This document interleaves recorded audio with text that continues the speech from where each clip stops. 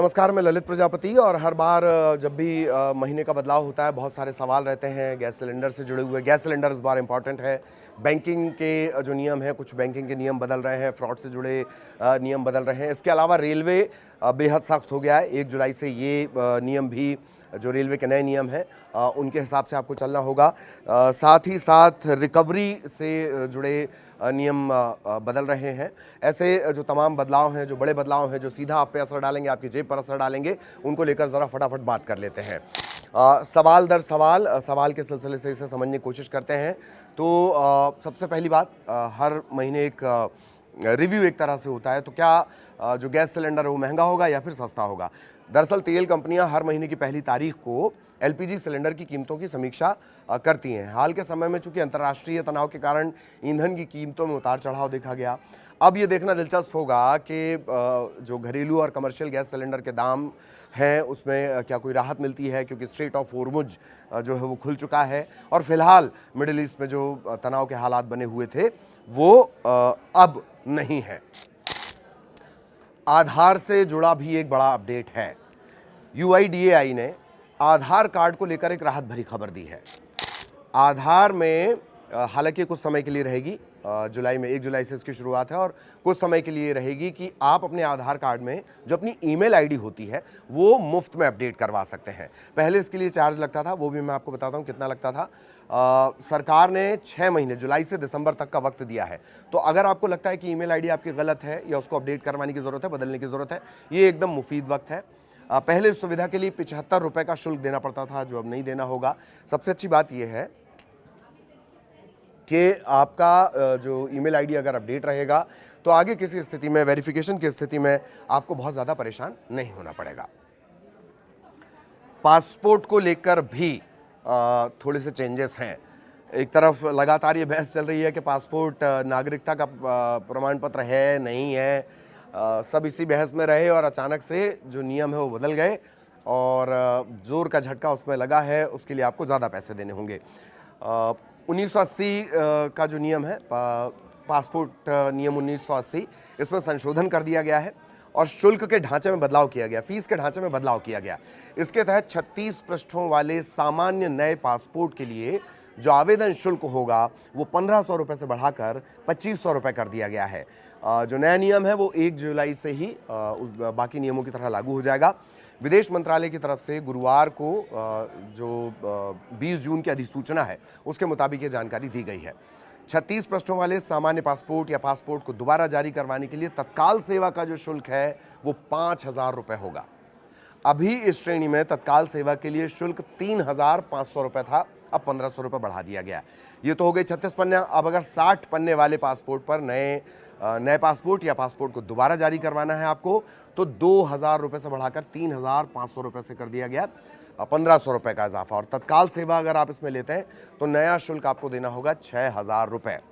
अच्छा, पहले इसी श्रेणी के लिए जो शुल्क था वो करीब 4000 रुपये था। तो अब इसमें एक झटका एक तरह से लगा है। रेलवे के नियमों की बात की। सरकार ने जन विश्वास संशोधन प्रावधान अधिनियम 2026 के तहत जो रेलवे अधिनियम 1989, इसकी धारा 137 और 138 में बदलाव कर दिया। इसके तहत अब जो न्यूनतम जुर्माना है वो 250 रुपये से बढ़ाकर 500 रुपये कर दिया गया है। ये नया नियम भी जुलाई से लागू हो जाएगा, 1 जुलाई से। रेलवे ने यह भी फैसला लिया है कि खतरनाक वस्तुएं ले जाने पर कम से कम 10,000 रुपये का जुर्माना लगेगा, तो बहुत सावधानी से। गंभीर मामलों में जेल तक की सजा हो सकती है। बिना वैध टिकट या पास के यात्रा करने वालों को अब 500 रुपये का जुर्माना देना होगा। इसके अलावा बिना लाइसेंस सामान बेचने, फेरी लगाने और रेलवे परिसर में भीख मांगने पर 2000 रुपये तक की पेनल्टी लगेगी। आईटीआर, इनकम टैक्स रिटर्न, इसे भरने वालों के लिए सबसे ज़रूरी काम यह है, आईटीआर आपको दाखिल करना है, आईटीआर 1 और आईटीआर 2। इन टैक्स पेयर्स के लिए वित्त वर्ष 2025-26 जो असेसमेंट ईयर रहेगा वो 26-27 रहेगा। वित्त वर्ष 25-26, असेसमेंट ईयर 26-27। इसका रिटर्न दाखिल करने की जो आखिरी तारीख है वो 31 जुलाई 2026। आईटीआर 3 और आईटीआर 4 भरने वालों के टैक्स पेयर जो हैं उनका टैक्स ऑडिट नहीं होता है, वे जिनका टैक्स ऑडिट नहीं होता है वो 31 अगस्त तक अपना रिटर्न दाखिल कर सकते हैं। डीए दरअसल 8वें वेतनमान के इर्द गिर्द लगातार ये बातें चल रही हैं, डीए कितना बढ़ेगा, कितने परसेंटेज बढ़ेगा। जुलाई में दरअसल लाखों केंद्रीय कर्मचारी और जो पेंशनर्स हैं उनकी नज़र महंगाई भत्ते पर रहेगी। सरकार हर साल जनवरी में और जुलाई में 2 बार होता है ये डीए की समीक्षा करती है। इस बार जुलाई में हो सकता है कि डीए बढ़ोतरी का ऐलान कर दिया जाए, उसका इंतजार रहेगा, क्योंकि माना यह जा रहा है कि 2 से 3% का इजाफा इसमें होगा तो वो 60% से बढ़कर 62-63 तक पहुंच सकता है। बैंक की छुट्टियां, जुलाई में 12 दिन बैंक बंद रहेंगे। जुलाई का महीना छुट्टियों के लिहाज से बहुत व्यस्त रहने वाला है। देश भर में अलग अलग त्यौहार हैं, क्षेत्रीय छुट्टियां हैं, स्टेट के हॉलीडेज हैं। इसके चलते कुल 12 दिन बैंक बंद रहेगा। इसमें 6 साप्ताहिक छुट्टियां, कौन कौन सी? रविवार वाली और 2nd 4th सैटरडे वाली। तो आप अगर बैंक से जुड़ा कोई काम करते हैं जिसके लिए आपको बैंक में जाना पड़ता है, ड्राफ्ट हो गया, लिमिट हो गया, चेक हो गया, तो छुट्टियों को देखकर आपको प्लान करना है। क्रेडिट कार्ड को लेकर भी तब्दीली आई है। एचडीएफसी बैंक के जो क्रेडिट कार्ड है, जो गोल्ड कैटेगरी है और डाइनर्स क्लब कैटेगरी है, प्रिविलेज कार्ड एचडीएफसी का, उसमें बदलाव किया गया। एयरपोर्ट लाउंज एक्सेस के जो नए नियम हैं अब वो लागू होंगे। इसके अलावा एसबीआई कार्ड भी नियम बदल रहा है। एसबीआई कार्ड ने फ़ोन पे एसबीआई कार्ड पर्पल और फ़ोन पे एसबीआई कार्ड के नियमों में बदलाव किया है। जुलाई में ये लागू हो जाएंगे। हर महीने मिलने वाला जो रिवॉर्ड पॉइंट है उसकी अधिकतम सीमा तय कर दी जाएगी। इसके अलावा कुछ नए बैंकिंग रूल्स हैं, वो फटाफट और आपको बता देते हैं, वो बदलने वाले हैं।